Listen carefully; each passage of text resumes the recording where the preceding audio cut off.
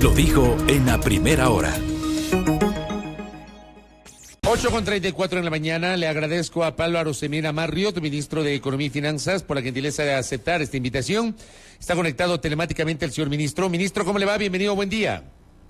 Buenos días, Fabricio. Gracias por la invitación. Un saludo muy cordial para ti, para toda la cabina Sonorama y sobre todo para todos tus seguidores y radioescuchas. Recién llegado de la asamblea del BID en Panamá, donde estuvimos trabajando todo el sábado y el domingo, justamente aprovechando para conseguir más recursos y fortalecer la acción de cara al terremoto y las inundaciones. Ya le voy a preguntar justamente sobre estas gestiones a nivel internacional. Antes, sobre lo coyuntural. Presidente de la República ha activado desde el mismo sábado el COE Nacional. El presidente estuvo visitando El Oro, estuvo en Azuay, ayer estuvo en Santo Domingo de los Áchilas y ha anunciado que hay recursos disponibles, que ha dispuesto que el Ministerio de Economía y Finanzas tenga listos recursos. Le pregunto, ¿de cuánto estamos hablando y cómo se va a hacer la distribución de estos recursos, ministro? Sí, bueno, primero permíteme igual expresar condolencias a los familiares de las personas que han fallecido.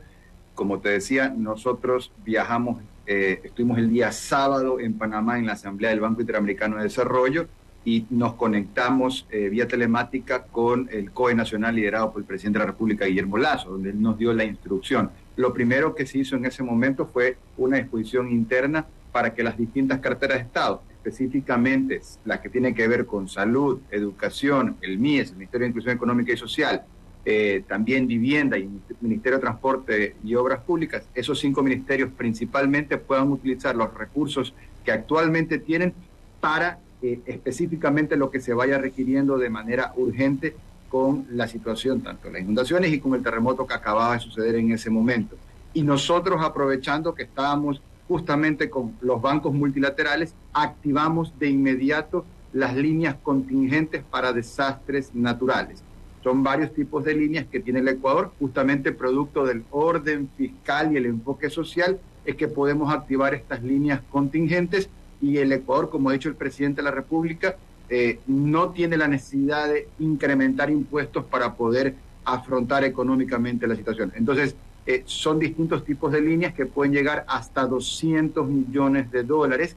Aquí es importante precisar, no es que son recursos aparte, son recursos que están dentro del plan financiero con los multilaterales, pero que se adelantan, es decir, automáticamente se convierten más fáciles de poder ser destinados, como ya lo hemos hecho y lo seguiremos haciendo con cada una de las distintas carteras de Estado.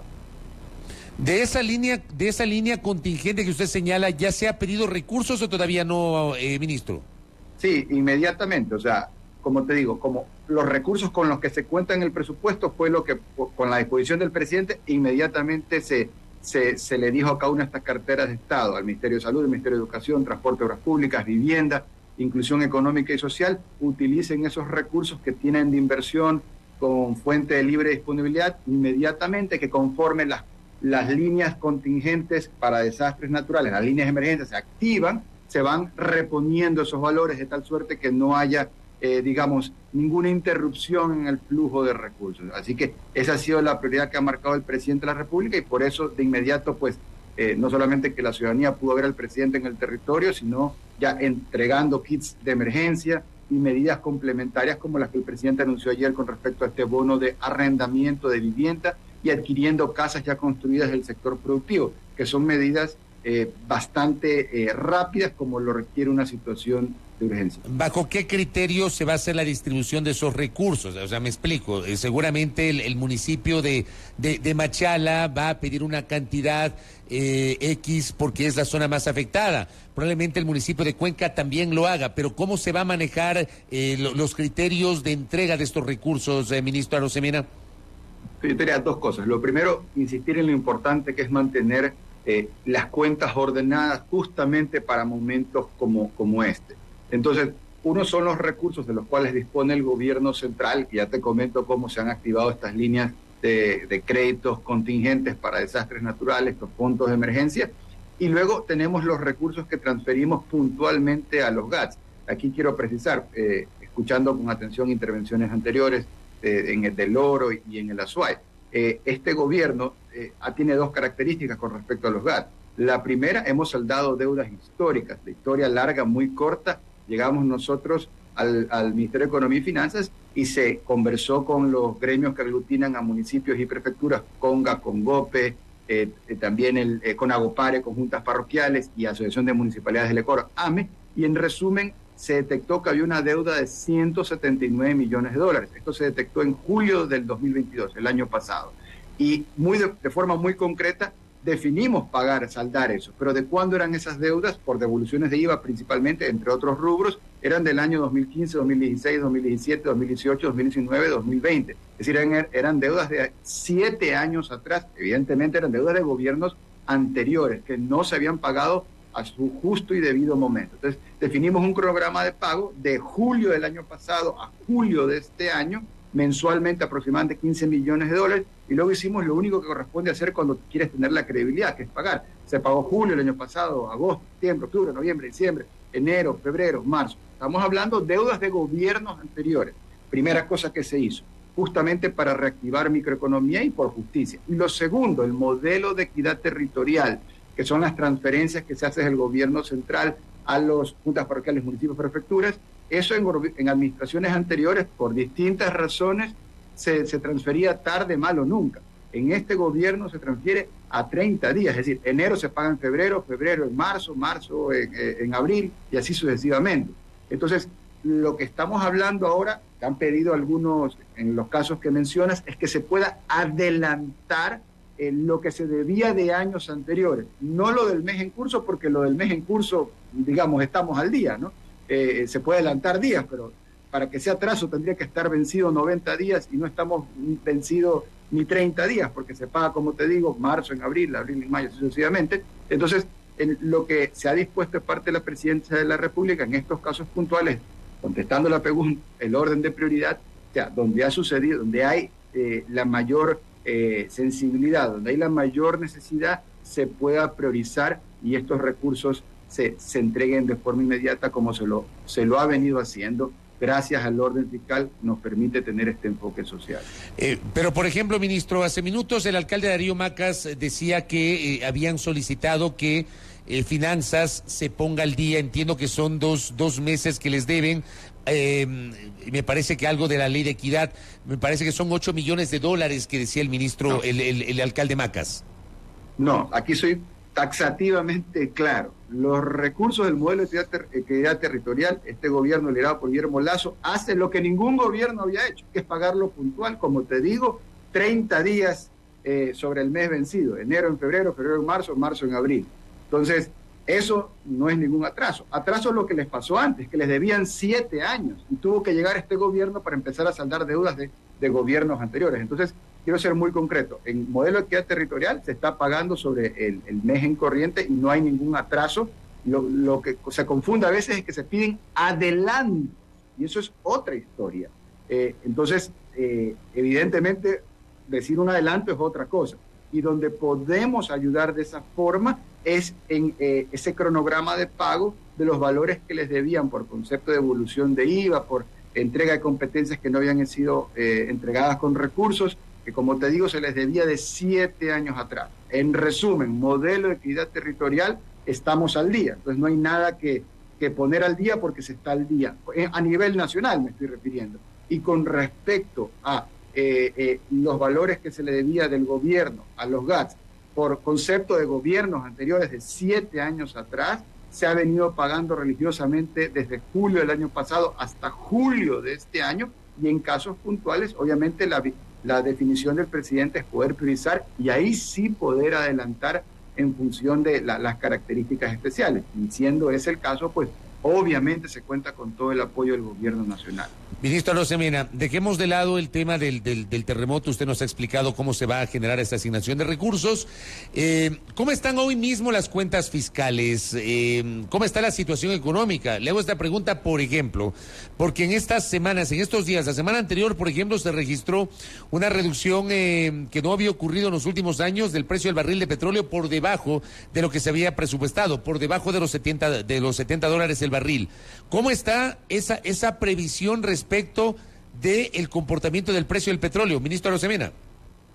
Gracias, Fabricio, por el planteamiento, porque me das pie a poder comunicar que la prudencia económica es clave para momentos difíciles. Recordemos, no tenemos que irnos muy atrás, en octubre del año pasado, septiembre, octubre, cuando presentábamos la proforma presupuestaria, y dentro de esa proforma un elemento clave es el precio que proyectamos para el barril del petróleo en este año. Nosotros pusimos, en función de la información interinstitucional que se tuvo del Banco Central, Ministerio de Economía y Finanzas, entre otras instituciones, $64.8 por barril de petróleo, $65 números gruesos.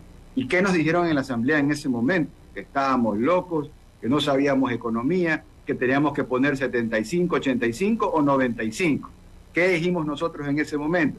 Que teníamos que ser prudentes, que cada vez que el Ecuador ha apostado por pensar que el precio del petróleo se va a quedar guindado arriba, Ecuador ha fracasado en esa apuesta y no podemos cometer de nuevo los errores del socialismo del siglo XXI. Entonces, afortunadamente hemos sido prudentes con esa proyección del precio del petróleo, donde, como tú bien dices, hoy en la coyuntura actual, ese precio real de mercado, ya castigado para el Ecuador, está muy en la línea de lo que hemos proyectado, dejando poco margen de maniobra. Entonces, lo primero, tenemos que seguir siendo prudentes con las cuentas fiscales, no podemos ser populistas por más de que tengamos presión desde el populismo. Y lo segundo, decir, no estamos en una situación de bonanza en Ecuador, en las finanzas públicas. Ecuador no es Arabia Saudita, donde se está nadando en petróleo y hay ahorros. Recordemos que nosotros estamos poniendo orden, y poner orden significa ir saldando las deudas históricas de gobiernos anteriores, porque no hemos recibido $1 ahorrado. Lo que hemos recibido han sido puras deudas, y eso es lo que estamos organizando. Menciono esto porque a veces hay la falsa creencia de que la reserva monetaria, entre comillas, esa frase, significa ahorros acumulados del gobierno. Y quiero ser claro, no existe eso de ahí, ahorros acumulados del gobierno central. Lo que existe son recursos de los afiliados de la Seguridad Social, de los depositantes de la banca privada del sistema financiero y de las juntas parroquiales, municipios y prefecturas, que esos recursos son los que principalmente están en la reserva monetaria, no constituyen una fuente de recursos ahorrados del gobierno central del cual se pueda meter mano para gastar, como mucha gente a veces desinforma. Les digo esto porque hemos sido prudentes con la proyección de recursos. Hoy esa prudencia está sirviendo porque en el momento que tenemos menos ingreso petrolero, ya sea porque el precio se ha venido afinando, o sea por temas de producción, o por el otro lado la recaudación tributaria, tengas una recaudación tributaria que se va ajustando, tenemos un presupuesto que nos ha permitido y nos permite poder salir adelante en este año que aún es complicado. En resumen, perdón que le interrumpa, los recursos ministro, son escasos. Perdón que le interrumpa, ministro, pero el día de hoy, por ejemplo, el precio del crudo WTI, que es el que sirve de referencia para el petróleo ecuatoriano, amanece con 66.18. ¿Ese precio está por debajo de lo presupuestado? El precio está por encima. Cuando le aplican el castigo, ahí está por debajo. Ahora, justamente por esa razón, porque el precio es volátil, es que ha sido clave que nosotros podamos proyectar un precio en ese orden de magnitud. Insisto, si hubiéramos hecho caso a lo que nos decía la Asamblea, y la Asamblea lo dijo a viva voz, lo puso por escrito, teníamos que haber proyectado el precio del petróleo en 75, en 85 o en 95. Imagínate el hueco que hubiera en las finanzas públicas y en los GATS, porque recordemos que los recursos de la renta petrolera justamente son parte de los recursos que nos permiten, que por ley se deben de transferir a los gobiernos autónomos descentralizados. Entonces aquí de nuevo ha servido mucho ser prudente y tenemos que seguir siendo prudentes con esos recursos. Este año, y aquí te combino los dos temas, tanto el de la renta petrolera como el que hablamos hace un momento de los GATS, recordemos que los GATS van a recibir la mayor transferencia de la historia, son 3.328 millones de dólares, son 174 millones de dólares adicionales al año pasado. Entonces, y eso con la visión de un precio razonable del petróleo. Todavía hay muchas cosas que están sucediendo en el mundo. Acabamos de venir, como te decía, de la Asamblea del Banco Interamericano de Desarrollo, aprovechando para activar las líneas contingentes y fondos de emergencia y recursos para el Ecuador. Pero ¿de qué se habló en la asamblea del BID, donde están todos los ministros de economía de la región y ministros de economía de todo el mundo. Lo que se habla es que el planeta está en una desaceleración. O sea, hoy el promedio de crecimiento económico regional ha sido revisado hacia la baja. Son pocos los países que pueden sostener proyecciones de crecimiento económico. Recordemos que de acuerdo al Banco Mundial, este año el promedio de crecimiento económico para la región latinoamericana es del 1.3%, y el mismo Banco Mundial proyecta que Ecuador crecerá 3.1%, bastante por encima del promedio regional, a la par que tenemos la segunda inflación más baja de la región, cuando ese justamente es el principal problema, la alta inflación que tienen los demás países en la región. Ahora, usted habla de prudencia, yo entiendo el tema de la prudencia, o sea, en situaciones de complejidades económicas hay que ser prudentes, de acuerdo. El tema es que frente a esa prudencia persisten las denuncias de mucha gente en los hospitales que dicen que no hay medicinas, que no hay insumos, el tema de los recursos para la fuerza pública para poder combatir el crimen, que no tienen baterías, que los vehículos no hay, el tema del armamento.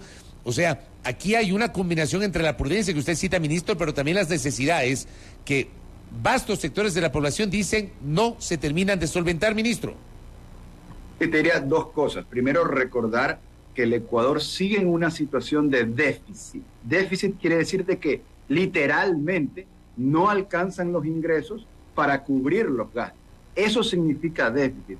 Cuando hacemos referencia a que administraciones de gobiernos anteriores le dieron rienda suelta a la despilfarra, el resultado de la despilfarra son dos cosas. Uno, que hay más gastos que ingresos, es decir, la plata no alcanza para cubrir todo lo que se debe de gastar. Y lo segundo, que nos dejaron de herencia una deuda abultada que supera los 62.000 millones de dólares y que recae sobre el lomo de todos y cada uno de nosotros, los 18 millones de ecuatorianos. Eso es lo que nosotros estamos arreglando. ¿Qué significa arreglar? Que el hueco, por ponerle un nombre sencillo al déficit fiscal, hace un par de años era del tamaño de 7.000 millones de dólares que no habían. Ese era el cráter que dejaron. Estamos cerrando el hueco y este año sería de alrededor de 2.500, 2.600 millones de dólares. Pero todavía tenemos déficit. ¿Cómo hemos ido cerrando el hueco? Renegociando la deuda con China, por ejemplo. Esa ha sido una forma de hacerlo. No ha sido gastando menos, porque si uno mira el presupuesto general del Estado del año 2023, es más fuerte que el presupuesto general del Estado del año 2022. Entonces alguien estaría tratando de desorientar, de manipular la opinión pública si alguien trata de decir es que falta algo porque han gastado menos, porque estamos invirtiendo más. El presupuesto de este año son 31.500 millones de dólares. El Estado gasta y mete en la economía. De eso, el 49-50%, la mitad del presupuesto es la inversión social. Son los presupuestos sectoriales de salud, educación, trabajo, vivienda, bienestar social. Y te doy un ejemplo muy concreto que lo quiero humanizar. El estrato social, las personas que viven en la mayor situación de pobreza. ¿Cuántas personas reciben actualmente cobertura social, bonos sociales, transferencia monetaria, lo que el MIES denomina el abrazo social? Son casi 2 millones de ecuatorianos, 1.9, casi 2 millones de personas, de ecuatorianos en el estrato social más vulnerable, actualmente en el gobierno de Guillermo Lasso, reciben ese apoyo económico. Pero la pregunta aquí es, Fabricio, hace un par de años, 3 años, 2 millones de personas recibían bonos, no, 1 millón de personas, es decir, la mitad. ¿Será acaso que ese millón de personas adicionales que en el gobierno de Lasso llegan a recibir todo este soporte social no lo necesitaban? ¿O será que sí lo necesitaban, pero simplemente los gobiernos anteriores no los habían priorizado, no habían encontrado la forma de, con orden fiscal, poder entregar ese enfoque social? Entonces, yo sí quiero dejar muy claro eso. Aquí los recursos son escasos, sí, pero son escasos por la despilfarra de gobiernos anteriores. Y dos, dentro de esa escasez de recursos, este gobierno liderado por Guillermo Lasso prioriza la inversión social. Pero entonces que no uno podría pensar entonces que no es un problema de recursos per se, sino de gestión de esos recursos, ministro. Yo te diría que los recursos son escasos, entonces siempre se va a necesitar, y en Ecuador, en Latinoamérica y en el mundo, tener más recursos. Digamos, ese es el problema económico de la naturaleza humana, ¿no? La asignación eficiente de recursos escasos. Pero yo te hago notar que estamos, con la disposición del presidente, haciendo esfuerzos de transformar el orden fiscal en inversión social. Pero claro, las necesidades del Ecuador, y más aún post-pandemia, reprimidas durante un par de años, durante un buen tiempo, son muy grandes. Pero poco a poco, porque en el momento que decimos, hemos duplicado la cobertura social, o sea, vamos a ponerlo en perspectiva, 3 de cada 10 familias en estrato social vulnerable antes de Guillermo Lasso recibían cobertura social. Actualmente, 8 de cada 10 familias en el estrato social más vulnerable reciben cobertura social. Esto está documentado y reconocido a nivel internacional, que a veces estas cosas adentro no se hablan, pero luego resulta que viajas por el mundo y esto se reconoce del gobierno de Guillermo Lasso, haber duplicado la cobertura social. Entonces, eso es cierto. Ahora, ¿hacen falta más recursos? Por supuesto. ¿En qué país no hacen falta más recursos? Acabo de venir, como te decía, de la Asamblea de Ministros de Economía y Finanzas de Latinoamérica, y todos, digamos, están hablando del problema de tener recursos escasos, y la plata en el mundo, el financiamiento, las inversiones, ya no es como hace unos meses o hace unos años antes, de que la plata era barata. Hoy la plata es cara, en el sentido de que han subido las tasas de interés, y todos conocemos lo que está pasando en el mundo con algunos bancos que han caído, otros bancos que están en gobiernos en el extranjero. El Ecuador, de nuevo, tiene una banca sólida, una banca muy líquida, producto, de nuevo, volvemos a la prudencia, ya no solamente desde las finanzas públicas, sino también en el sistema productivo, bancario y financiero privado. Entonces, estamos preparados para enfrentar este temporal, pero no podemos dejar de ser prudentes, priorizando siempre cada dólar en lo social. Eso le iba a preguntar, y con esto termino, ministro, porque sé que tiene agenda de actividades y nosotros también estamos por terminar. ¿No hay ningún riesgo de un coletazo de la crisis financiera de Estados Unidos provocada por el cierre del Silicon Valley Bank? ¿Esto podría eventualmente generar algún tipo de impacto en el Ecuador o no, ministro Arosemena? Con esto termino.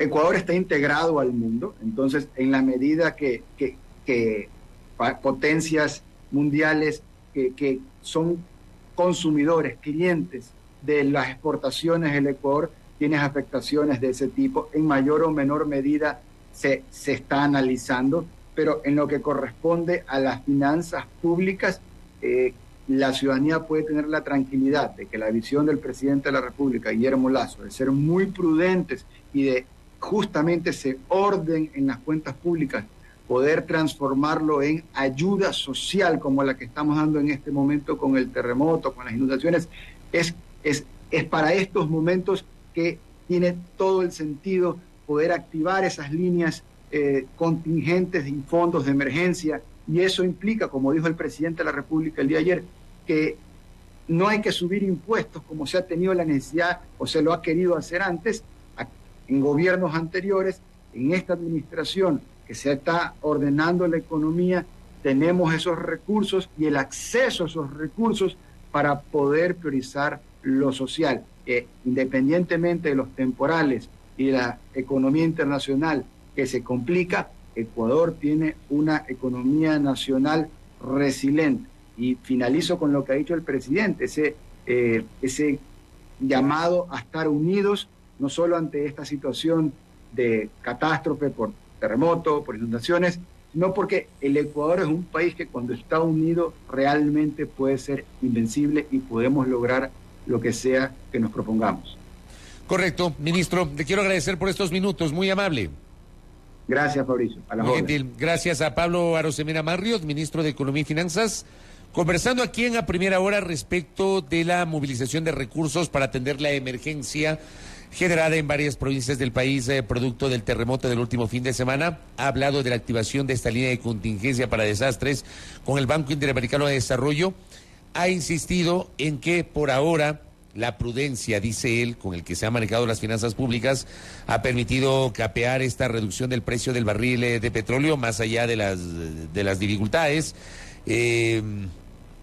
Sí creo que hay un problema de gestión, digamos, y se lo acabo de decir al ministro, sobre la ausencia de suficientes medicamentos en los hospitales. Sí creo que, digamos, si hay recursos dentro de lo escaso, que ha dicho el ministro, hay escasos recursos, pero se distribuyen o se priorizan, hay un problema de gestión, porque persisten evidentemente las denuncias de mucha gente respecto de la falta de medicamentos y de insumos en los hospitales públicos y lo que está pasando, por ejemplo, con temas de inclusión económica y social y también con temas de seguridad. Gracias al ministro Pablo Arosemena. 8:59. Primera plana.